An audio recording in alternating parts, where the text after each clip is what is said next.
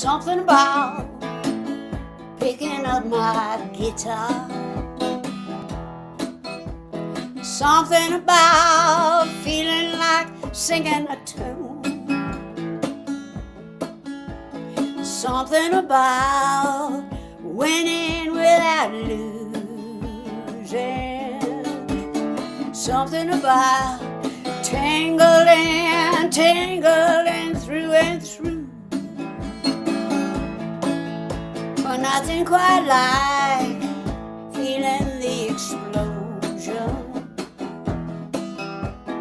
Nothing quite like a pink dawn or a green moon.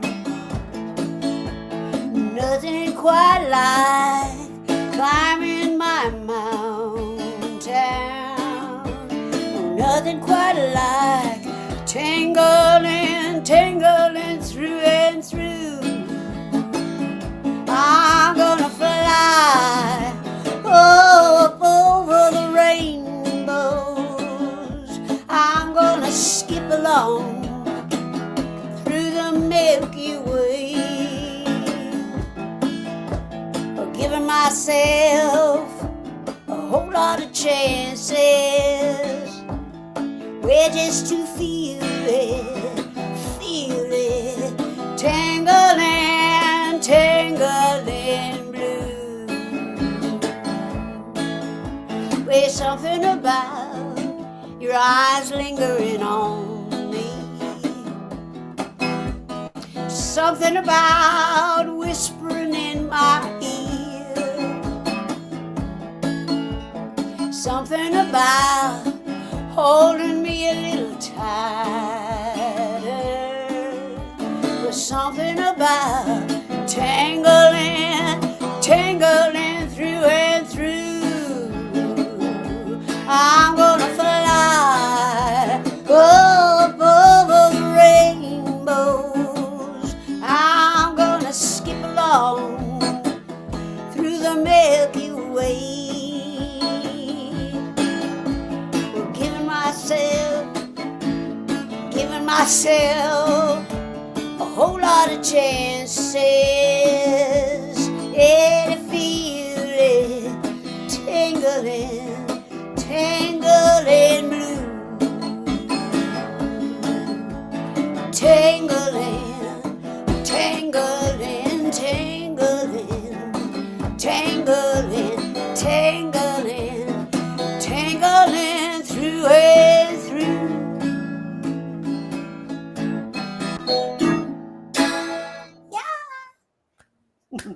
We're done. Oh, Sandy, welcome, welcome. Thank you. Hi. Oh my goodness. What is the story behind that song? That song? Yeah. It was in the can for a long time, and I couldn't quite finish it. And I can't remember how it came together, but it came together at the last minute to get it recorded. You know, it was one of those Wow. sticky. It took And this is on several your different album, right? renditions before it came together. Yeah.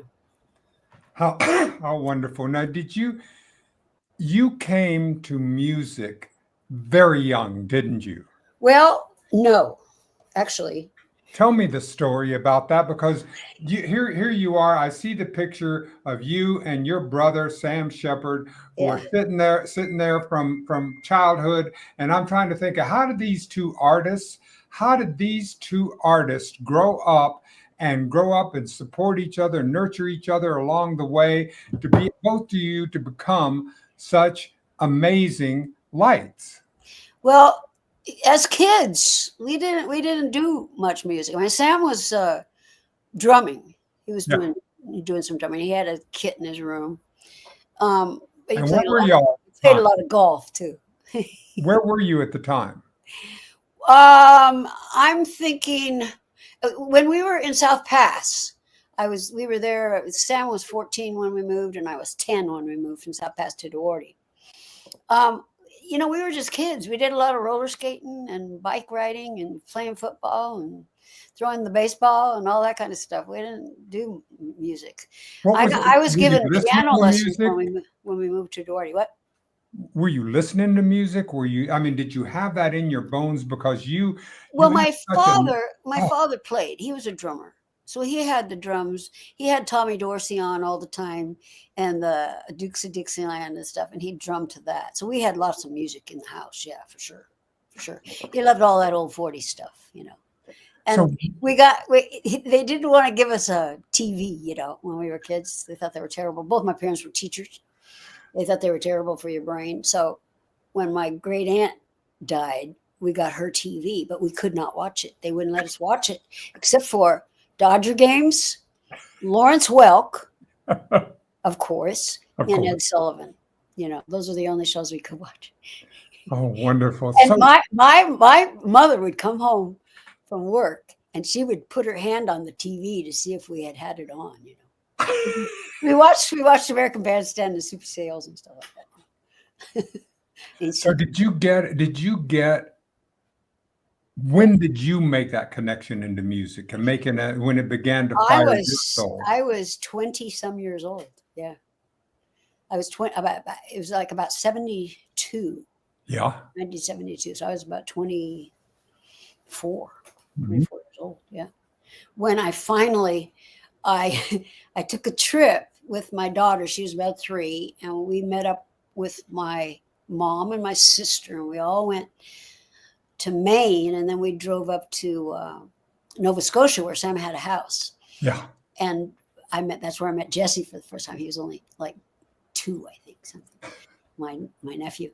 And Olan was playing the piano and singing, and I kind of was singing along with her, you know, just I don't know, you know. And she just said, "Sandy, you've got a great voice. What are you?" You know, it's like she just got me going, you know.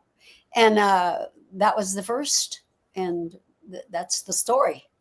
I How just wonderful. I And so just did you, discovered I could sing for some reason, you know, sing in a different kind of way. I mean, my voice is really kind of odd, actually. yeah. Well, you have, I mean, the people that have written about you have talked about how you have this earthy connection that you and Janis Joplin and a lot of the crew have that sense, that deep soul and power that you have in you.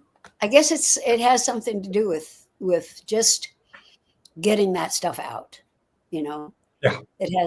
And that's my way of doing it somehow, you Now, know. had you started writing at that time? So now you're gonna Oh, I you're started gonna out writing right away. Oh yeah. you were writing as a kid though. You were writing. Were you writing poetry? Were you writing that? What was? No, not How did as a it go? kid. Nope, nope. I just played and played and played Wow. as a kid. No, I, I didn't do anything serious.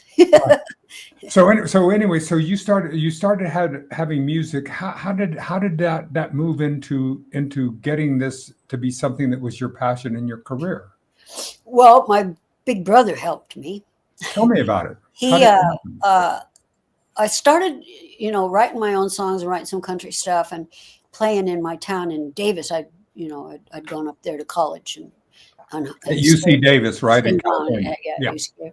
And and what was I going to talk about? I forget. We were going to talk about getting into music and how Sam helped you and supported you in that. Sam, yes, Sammy Boy. He had a tape that I'd made, a cassette tape. The guitar player that I worked with at the time, Kim Lenz. He's still alive. He's still a good buddy. He got together some guys and went into somebody's bedroom way long time ago, 1974 maybe, Yeah. and made this tape. And I had Honky Tonk Angels on there, you know, some of my songs, but some other songs that I was singing in the bar up there.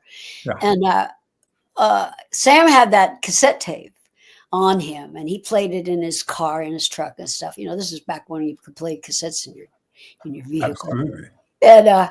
And he loved that tape, and he played it for Altman. He said, "I want you to hear this," you know. And Robert Altman, who Altman said, "Oh my done, gosh, let's send her out here, get her out here, put her on a plane." So I get a plane ticket and I go back to New Mexico and play some songs for him. And he just loved it. He said, "You can do the whole album." So that's how that happened. And without that, you know, I never would have gotten in Reservoir Dogs, which actually went platinum, you know. Right. The same music supervisor on Reservoir Dogs was the music supervisor for Fool for Love, Karen Rackman. Yeah. She fell in love with my music, and so when she got a chance to place one of my songs, she did. She placed quite a few of my songs actually in other movies, yeah, at that time. How wonderful. Now, Altman, what film was Altman working on at that time? Was he working on Nashville, or was he working on? Oh no, it was after Nashville. It Was was he was working on Sam's movie. Right. He was working on Fool for Love. Yeah, on Fool for Love, and that's Yeah. the one that you have the music. Yeah. I guess I didn't mention that. Yeah. Yeah. Fool for Love. Yeah. Well, And I wrote about 7 Fools for Loves for that, but he didn't use any of them. He used Let's Ride for the intro song, Yeah. and so there were some Fools for Love sitting around, and Karen Rackman said, okay, well, we're going to put this one in Reservoir Dogs, which is Yeah. great because I kept all the money. Yeah, exactly. I mean, that's the thing. I didn't have to give them my publishing, use it or not. You got for that MCA record. I had to give them half, you know. Yeah. How But- cool. So how did it feel seeing your music and beginning to get some appreciation for it? So where you're growing as an artist now, you decided to do this within the country blues rock tradition, right? Is that the pull of where you wanted, rather than going into rock and roll or going into the other music? Well, I feel like I do rock and roll. I mean, I think what I do is country and rock and blues. Exactly. It has And a wonderful. R&B. I think Lonesome Man is just such a great R&B song. Wonderful. Oh, it's just tremendous. So, and being a working artist, I love the idea of the working artist. You know, there are some people that make it up to the higher levels, but that to me is just one of those crapshoot type things. But when we get a chance to be a working artist, where you get a chance to continue to work and it's just such a beautiful experience, Sandy. Yeah, it is. I mean, there's a lot of work involved for sure. Like right now, I'm trying to promote the record, and it's like, there's a lot of techie stuff that I'm having trouble with. But I don't understand how people survive. You know, I've got such good friends that have been doing music all their lives and never really making any money. Yeah, And, you know, they're as good as anybody out there. Yeah. You just don't know what the. Just don't. I went on the road in '98 with the idea of making some money and going into the business, going into the music as a business, because I was in a situation where I left a job and I needed a new job, and they weren't paying very well. So I went on the road and I came back $3,000 in the hole. Yeah. So I said, no, this isn't going to work, you know. So then I went out and got my teaching credential and went and taught school for 15 years, you know. And How did you like the school teaching experience? I loved watching it and doing that, because I love the passing along. What did you teach? I love, well, I taught 3rd grade, but I did a whole lot of drama, you know, Yeah. a lot of theater. We did a lot of theater, a lot of music, you know. Oh, how wonderful. Yeah, no, the kids will remember me for sure. We had a lot of fun. That was my main goal, is just to have a lot of fun, you know. Well, that's the whole thing, because I That's right. find that when I'm having fun, I'm learning the best. Sure. Yeah. And there's so much to learn, you know. It's amazing what you can teach those kids. They're just little sponges, you know. They just gobble it up. Yeah.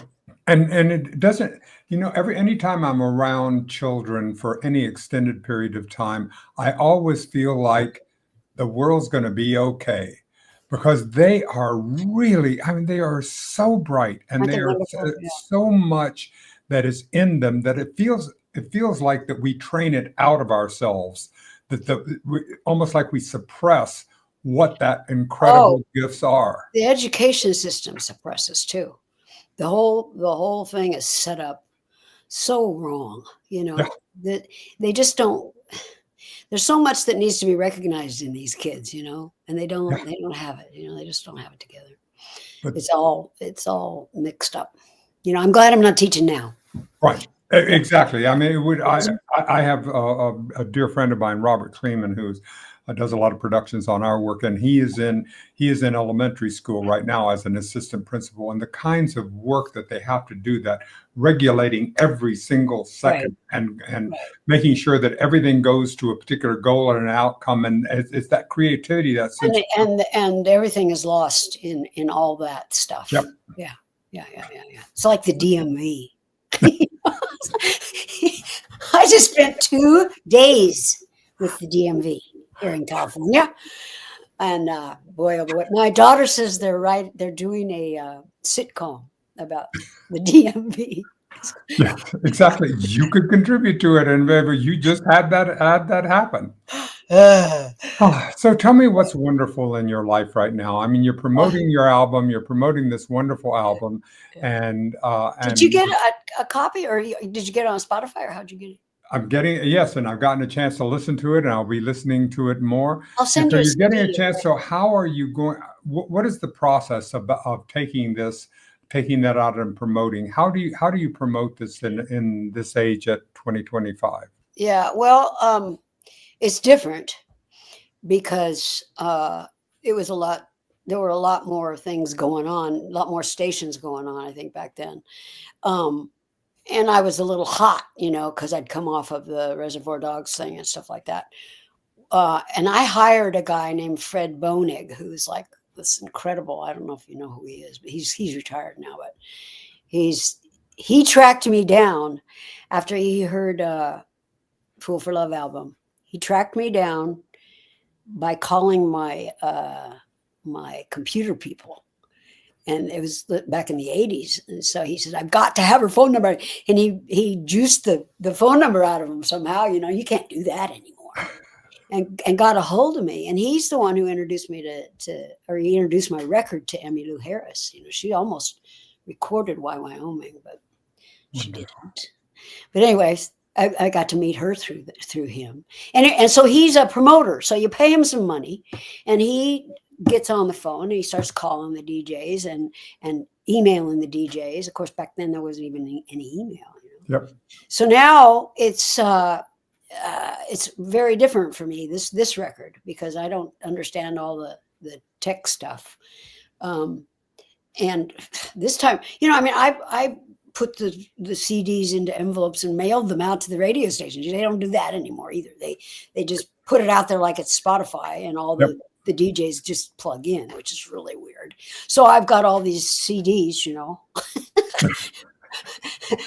So if you want a CD, I'll send you one. I couldn't stand not to have CDs. I love CDs, Only if you sign it. That would be my. I would love to. I'll have to take it out of the plastic. Absolutely. Now tell me about your life today. Tell me about your children, your grandchildren, and this next generation that is going out into the world. Yeah. Well, I just moved back to Southern California. Okay, I was raised in South Pasadena and Duarte down here until I graduated from high school, and then I went north to college and stayed north for 50 years. Yeah. And then my husband passed away 3 years ago, and I didn't want to live there anymore. So I decided I'd go to my cabin in Idaho, and I spent a year and a half there, but it was just too cold and too snowy. Yep. And so I decided, well, okay, my granddaughters, I got 2 granddaughters in LA. I got a third in San Luis Obispo, and my sister is in LA, and I still have old high school friends there. So I thought, well, that'd be a good place to go for music too. Sure. And so it's been great because they have a ton of open mics every night of the week. You can pick, and you just go out and you meet all these songwriters. It's been so fun. I've met so many people, great people, and we have something in common right away, So it's been a good move. And I live here in the desert. I live just north of the San Gabriel Mountains in a little town called Phelan. Yeah. And it's in the high desert. I'm 4,000 feet up near the mountains. I'm on the backside of Mount Baldy, Oh, lovely. And so it takes me about an hour and 20 minutes to get to LA, which isn't too bad. It's not too bad. I don't go down there every day. So a few times a week I can go down there. And I've got places to play now. You know, I'm trying to do just like 2 gigs a month Wonderful. because it's this pond down here. You know, in LA, you can't be playing all the time because your people No, don't come that often. You know, you have to kind of of course. do a couple of gigs a month, and so it's going to be just right. It's going to be just right. I don't even know if I want to go on the road. Let me ask you something before we close. I want to ask, did you get a chance to spend time with Sam before he died? Oh yeah. Well, he was sick, you know, Yeah. and I was one of the caretakers, so yeah, I spent lots of time with him. So can you share with me some of his some of your this to have a sibling who has made such a mark, and you having made such a mark, and you got a chance to spend time with him. Can you talk a little about that? What you're comfortable sharing? Well, it was definitely a private deal, you know. Which is what I don't want. One It's of the more worst of diseases your heart. you'd ever, you know. So it was rough. It was 18 months of absolute hell. But my brother was very, very courageous throughout the whole thing, and fun. We had a lot of fun. There was a lot of fun to be had.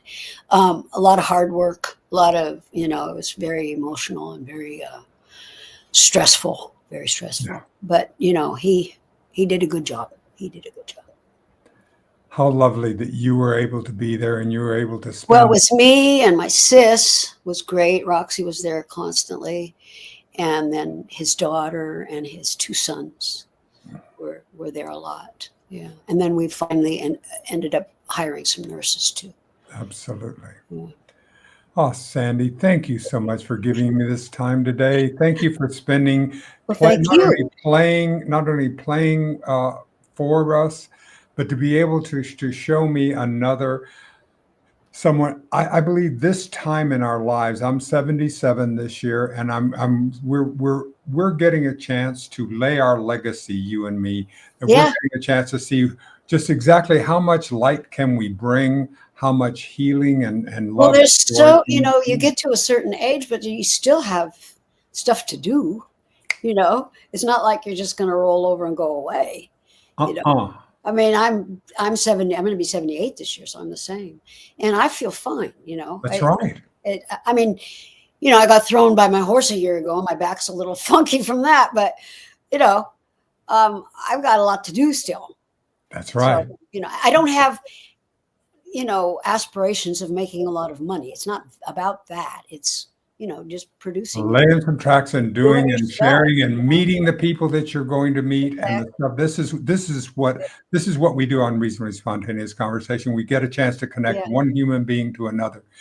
Thank you Thank so you. much, Sandy Rogers. Thank you, dear. Thank All you. right. Thank you, everybody, for joining us on Reasonably Spontaneous Conversation. Come back and see us next time. Okay. Bye-bye.